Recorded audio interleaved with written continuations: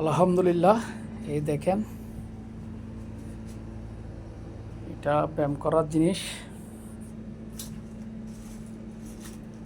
দেখেন এই মাত্র ফিটিং করলাম।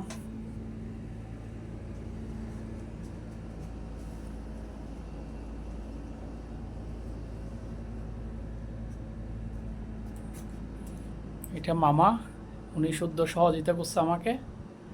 দেখেন এটা টাইমার,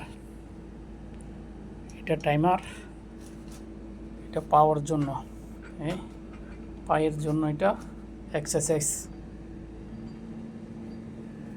এই দেখেন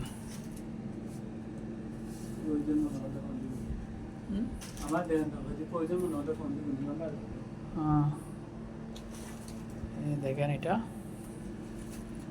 আলহামদুলিল্লাহ।